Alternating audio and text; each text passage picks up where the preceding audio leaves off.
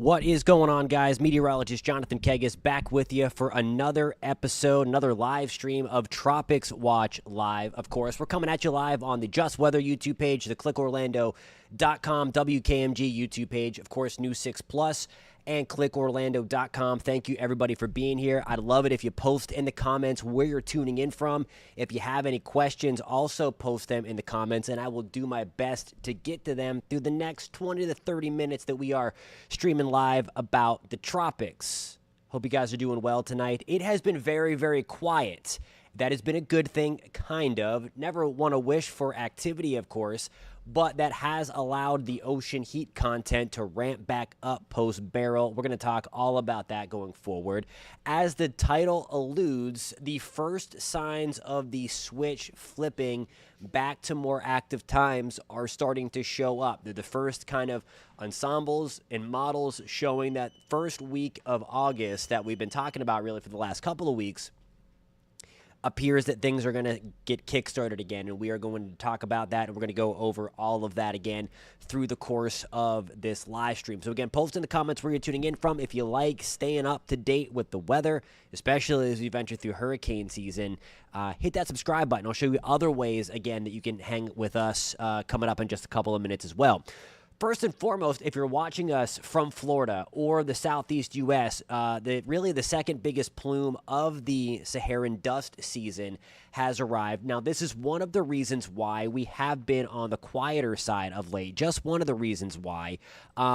But it has been prolific out in the tropical Atlantic, and it has helped to suppress hurricane activity over the last couple of weeks post-barrel. We have another very thick dust plume working its way off the African continent. So we do have a couple of extra tropical waves out there, but the dust is also prolific. So it's going to be difficult, at least in the short term, for those waves to develop. I do want to show you the dust model here. So this is going from where we are right now and then continuing through the next couple of days, and this goes out a week. So this little bowling ball here right out by the Antilles and in the central Atlantic, that's what is emerging off of the coast of Africa right now. So again, a nice big plume of dust coming toward Puerto Rico, towards the Dominican Republic, and Haiti, the Bahamas, Turks and Caicos, Cuba, Jamaica, the Cayman Islands, and then into the Yucatan Peninsula, Central America. This is going to be more directed toward the Western Gulf. Here's the deal with that. It's kind of tipping its hand. The weather pattern is the steering current that it's continuing to go far west. We haven't really seen things go up the East Coast, and I'm going to show you why in just one second. Again, it's kind of what we're watching for going forward in terms of that steering current. Again, we're going to look at some of the modeling coming up in just one second, but there is kind of the dust over the next several days and into next week. Nothing going on in the Atlantic. This is going to kind of take up the remaining part of the episode. We're going to take a hard look at the Madden-Julian oscillation coming up, because this is going to be the predictor and the forcing mechanism to send us, unfortunately, back into what will likely be a very active second half of August and likely the first half of September, coinciding with the peak of hurricane season. National Hurricane Center has two areas of low pressure highlighted there, two tropical waves highlighted in the Eastern Pacific. Typically, we're going to see things flare up in the Eastern Pacific when we're talking about the MJO. We'll see that happen first, and then as it passes through the Atlantic side, that's whenever we would see thunderstorm activity become more prolific in the Atlantic. So right now we're seeing it in the Pacific. We do have increased thunderstorms over Central America. None of that is expected to develop. And then we have the African wave train rolling. We have a couple of juicy waves, one just south of the Cabo Verde Islands, another one right here, and then another big cluster of thunderstorms right back in to the east central or west central part of Africa. So this is what now we're going to watch as we move into the first couple of days of August, as this wave emerges, comes across, and then gets into that area right around the Northeast Caribbean. So just keep that in mind, that we're still about a week to 10 days away from maybe a little something, but it's just beginning to turn. And I'll show you all the science and meteorology behind that, kind of showing your work, if you will, as to why I think that is critically important, that, I just don't say, hey, this is coming. I want to be transparent with you guys and show you that this uptick in activity is from something, and this very quiet streak that we've had post-Beryl is because of something as well. I think the science and meteorology behind that is important. Here is the graph. We're going to really break this down in just 1 second, but I wanted to show you kind of where we stand first, and then there's going to be a method to my madness. I had a video out earlier last week on our YouTube channels, and we talked about this on WeatherWise on News 6 Plus earlier last week about everybody hammering home on social media that this hurricane season is a bust. So stick around for my rant on that. I'm going to go deep into that for the second half of the show. What I want to show you now is kind of that first signal. And a lot of people had been commenting, okay, well, the models really aren't showing anything for that first week of August. It's not just about what the models are saying. You have to recognize the pattern that is happening. And we're going to break that part of the pattern down as we move forward here coming up. And we're going to start here with the Madden-Julian oscillation, because I wanted to show you again kind of what's going on in the Pacific and then how that's going to relate to the Atlantic side. So what I'm showing you here is the 200 millibar chart here. This is going to be the GFS, and we're showing you basically where there's brown over an area, you would see sinking air. Sinking air is bad for thunderstorm development. When you see the green here, that's going to be a rising motion anomalies, and that is going to promote thunderstorm activity. So notice over the last week, this is going to be through July 22nd, so where we are today, and that brown is just dominating the Atlantic basin. So again, we wouldn't expect development, and we talked about this late June, that after Beryl, we would likely see a sizable break in the action because of the MJO coming out of phase, promoting more activity on the Pacific basin, and then shutting us down, taking a very, very long pause that would extend likely until the last few days of July or early August. So right on track is that forecast from back in late June. Okay, so this is expected. Notice as we move into, this is going to the second bar here. And by the way, on the right side of your screen where you see my mouse, this is going to be the Americas. This is Africa right here. And then this is going to be towards the Indian Ocean. Australia is going to be right down here. There is the eastern side of Africa on the left side of the page. Each one of these slivers is a different time period on this chart. So I just want to break that down and define kind of what we're looking at here. Notice the extra brown popping up still as we move in toward July 27th, so 5 days from now. Look at what happens, though, August 1st. So I mentioned about the Pacific starting to flare up first. Note that little sliver of green right in that western or in the eastern Pacific, right off the coast of Mexico. So we're starting to get some of those anomalies to show up, and then they get a little stronger, and then start to push towards Central America.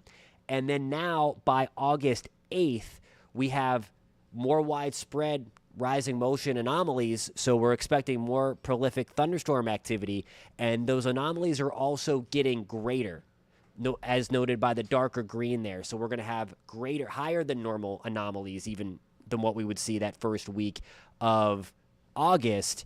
And then as we get into August 11th, note we have that green expanding from Mexico all the way to Africa. And then that gets even further as we go into August 11th. And then we're really primed as we get towards August 18th. And then that continues through August 21st. This bar down here is August 26th. And then we have August 31st. So while we do have brown starting to show up again in the Western Caribbean, what we have going on here over Africa, that is a very, very strong signal late August and then early September for that African wave train to be cranking these things out, because we would have a lot of rising motion right over Central Africa where those thunderstorm complexes are born of, and then eventually become tropical waves over. So we might start to see that uptick again that first week of August. And then things could get really, really nuts from about the third week of August through that midpoint, through September 10th, which is the peak of hurricane season, before we might see another lull again. You see that brown starting to come back into the basin. That would likely push through for the second half of September. So really from about maybe August 7th, August 8th, give or take, and then onward through the peak, then there might be something popping before then, kind of like the precursor to that. And for that, I want to show you the next thing here. This is going to be the European ensemble, and this is picking up on really the first thing that it has showed in weeks. And what we're looking at here, and I'll kind of just go forward. You see those little things pop up? Those are going to be the different ensemble members picking up on track and intensity of a couple of waves. And just know that there are, let's see, 1, 2, 3. There's a few members on. This is a very, very weak signal at this point. But the thing I want to stress here is that as we start to see these and then they match the pattern that I just showed you, that's where it raises your antenna. So you can't just look at a model. Again, even before looking at this, we would expect, because of what I just showed you there with the MJO, you would expect the model to start showing something. Now, the last couple of days, it hasn't. It just this morning on the 12Z run began to pick up on this. It's showing it again, or on its 0Z run, excuse me, from last night. And then the 12Z run this morning, it's picking up again because the pattern is there for the Atlantic to start to become ripe again as we move to the first few days of August. And this timestamp here is going to be on August 4th. Now, I don't want you guys paying attention to the different spots, but I'll show you why that if something did get going the first week of August, it's going to have a really good shot, unfortunately, to interact with land. Again, it is way, way too early to talk about any specifics. Certainly, we don't even have something there. Certainly, we have to get rid of that dust if it wants to even grow up and do anything. And obviously, hopefully not. But I want to show you this right here, too. This is going to be the 500 millibar height anomaly and the mean sea level pressure. And just note that this darker red here indicates the higher than normal probability here. And you see that red extending. There's our Bermuda high right here, and it extends far into the southeast corner of the United States. This is going to be August 4th. So if we did get something to form out here and then work its way up, it doesn't have an escape route at this point if this pattern does not change. We talked about this at length prior to the season starting, that I never like to use those hypey terms. If you followed this channel and if you followed us here at News 6, you know that from us, that we do not use that stuff. What I said was before the season that this has a very high probability at being a more impactful hurricane season than last year, regardless of the number of storms that formed, because it had looked like we were going to build higher than normal pressure off of New England. That's one of the reasons why, if you have family up in New England, it has been blazing hot this year, breaking records all over the place because of that upper level ridge up there. And until that breaks down, the storms have a higher opportunity to come further west, impacting the Caribbean like we've already seen with Beryl, and then the southeast U.S., and then the western Gulf. So again, it's something to be mindful of over the next couple of weeks. Bermuda high gets a little bit weaker. It goes back towards the Azores over here. That's going to be August 6th, but then already there's another ridge building over the central part of the United States, and if that pushes eastward, here's a nice little trough. So we would love that trough to be there, because if that's there, that would have a tendency, the storm will to feel that and then go up and out. So that's what we like. We like to have troughs hanging off the side of the United States, off the eastern coast, so that those things lift up and out. All right, before I get into the next segment, let me try to bring in some comments here, if the technology is going to work, and we will see what you guys are up to and what you guys have to say. And if you haven't commented, please post in the comments where you're tuning in from.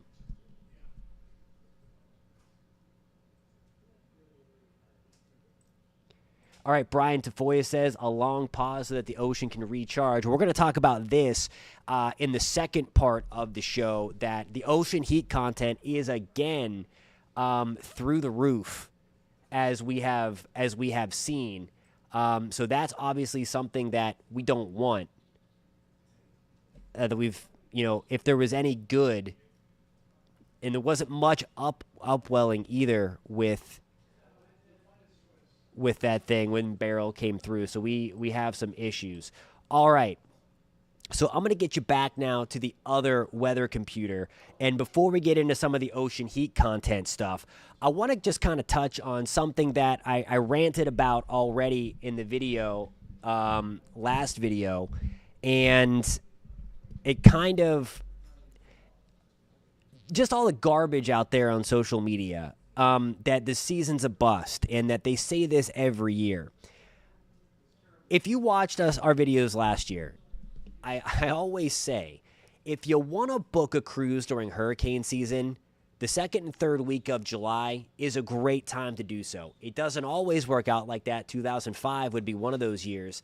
But if you're trying to book a Caribbean cruise, the second and third week of July is the best time to do that during hurricane season, because this is, climatologically speaking, other than the very, very end of the season, is your slowest period of the hurricane season. The homegrown storms that roll off of cold fronts coming off the U.S. mainland and the Central American Gyre, that shuts down. And then we're not yet building up. The exception was this year because we did have crazy strong Hurricane Beryl, but we still haven't quite built those crazy waves off of Africa just yet. That typically starts at the end of July and early August. So you can clearly see from the "you are here" marker that tropical activity through July is still very, very, very, very low. And you see here is highlighted in orange where we have to go and the mountain we have to climb here.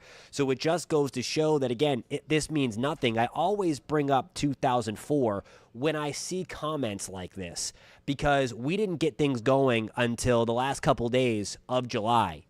And then, as they say, the rest is history, especially for Florida.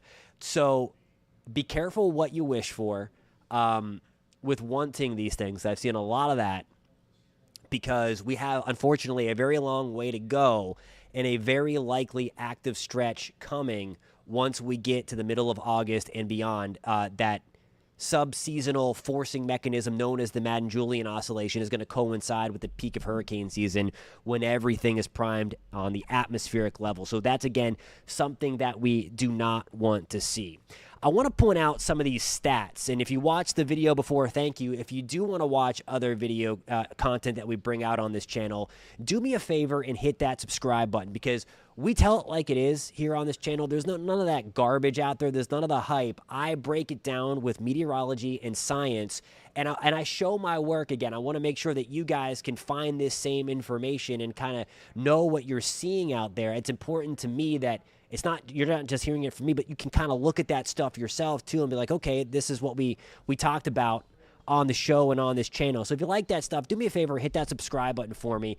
I would love to have you guys along for the ride as we talk more weather, especially this hurricane season. So here is more proof that we are actually ahead of schedule. On average, this is on average, the first hurricane of the season does not form until August 11th. Well, we not only had a hurricane, we had a Cat 5 hurricane in late June, early July. Beryl officially became a hurricane on June 29th, way ahead of schedule. The fourth named storm of the season, on average, forms on August 15th. So we still have about 3 weeks to be on schedule with the fourth named storm. Of course, we've already had the A, B, and C storm, Alberto, Beryl, and Chris. From an ACE perspective, now again, this is the intensity. So when we get to a tropical storm status, we start measuring ACE. The stronger the storm, the longer it's out there, the more ACE it drives up. So most of that, of course, is from Hurricane Beryl, but it was so atypically intense, it drove up that number. So here's where we stand on record for accumulated cyclone energy for the hurricane season. 2005, still at this point, was going gangbusters. 57.96 2008 has jumped over 2024 by just a few units there at 37.12, and then we continue to flatline because we have not had any tropical activity beyond Beryl since Beryl. So that was 36.13 we hold there, and we are still way ahead of the 4 and 5 spot going forward. Just for a reminder, this is what was forecast this hurricane season from the Storm Prediction Center, or from the National Hurricane Center, excuse me. They forecast 17 to 25 named storms, 8 to 13 of those becoming hurricanes, and then 4 to 7 of those becoming major hurricanes, Category 3 and above. On average there, we see 14, 7, and 3, and then so far we've seen 3 named storms, one of those already becoming hurricanes, and then one of those becoming a major hurricane. So you can do the subtractions there to kind of see where we stand. I'm going to try to change some stuff, so bear with me so I can pull in some extra comments. So stand by for just 1 second, because I like to have the interaction with you guys. So just post all that. Continue to post in the comments. Talk amongst yourselves if you're enjoying this. Hit that subscribe button. You know the drill. But we're going to – I just want to check in on this so I can answer some comments for you guys as we go forward. I was answering some, but I would like to – I'd like to answer some more. So please post that while I am doing all that. This shouldn't take a lot of time.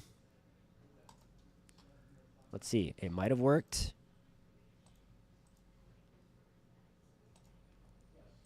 Maybe. All right, got to hit this continue button. Got to do this.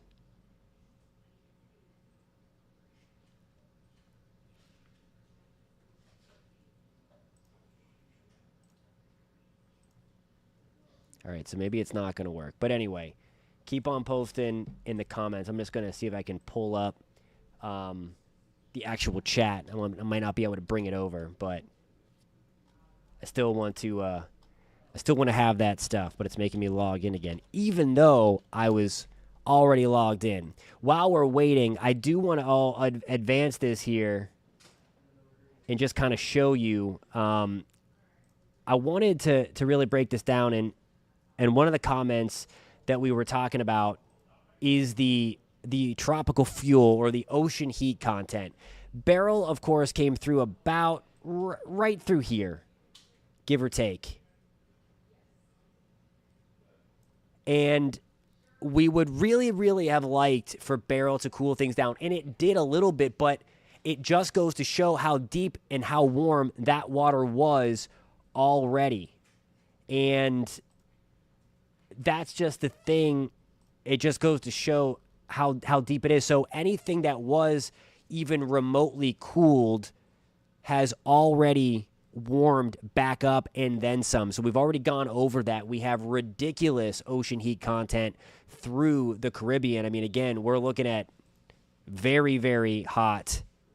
I mean, it's hot everywhere, and it's even more hot. You see there's the scale in the end. We're in that running to high to almost extreme, especially in the loop current.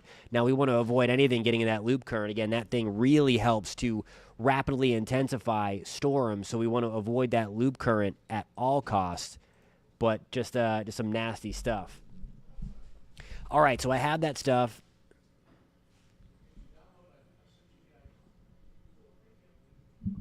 Hey, thanks, Cheryl. Good to see you. I have the comments up. I can't bring them over for some reason.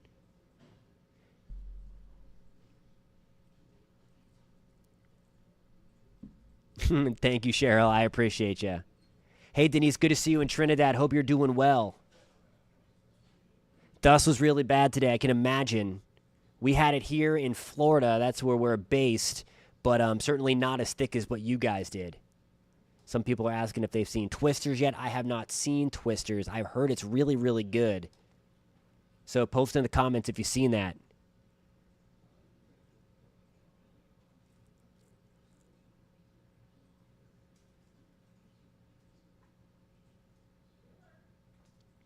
Robert says on the Just Weather channel that suffered through the 04 and 05 seasons. Wilma passed through with an angry passion in 05. Yeah, Wilma was crazy. Looking forward to get August through October done with. You and me both. You and me both.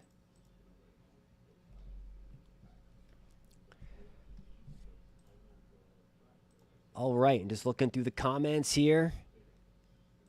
All right, well, as we start to wrap things up, again, thank you guys a ton for tuning in. Thank you for the support that you've given on the channel, and if you're watching on New 6 Plus, thank you guys for tuning in. If you want more tropical coverage with more from a sciencey perspective and all that stuff, sign up for our free newsletter. If you're watching outside of the Central Florida area where we are based, this still applies to you, because anytime something's brewing in the tropics, you're going to get this newsletter. And then every Monday, you're going to get this newsletter as well. It's going to be in your inbox, personally written by me, talking about a lot of the stuff that we break down on this Tropics Watch live show, kind of in written format. So if you're interested in that, go to clickorlando.com/newsletters or scan that QR code on your screen that will take you to clickorlando.com/newsletters. And then scroll down. We have a bunch of newsletters on clickorlando.com. So find the Tropics Watch one, put your email in, then you will be signed up for free to get the emails that I send out. I'm going to be working on the newsletter as soon as we sign off here.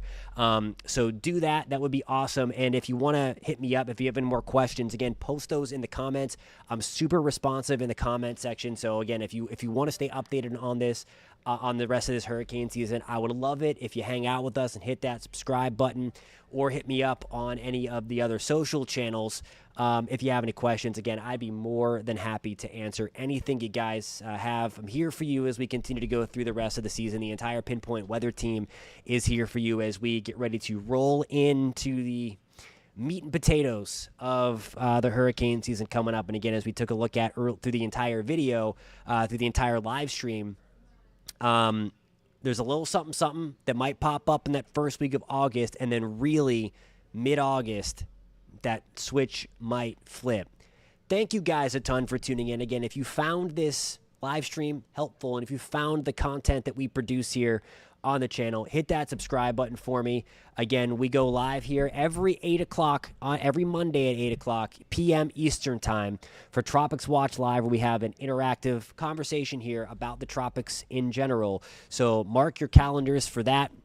Sign up for the Tropics Watch newsletter. Hit me up on social media, and we will catch you next Monday. If something pops before then, although I don't think it will, we will obviously hop on, and we'll continue to keep you posted with our regular video content as always. So again, don't miss it.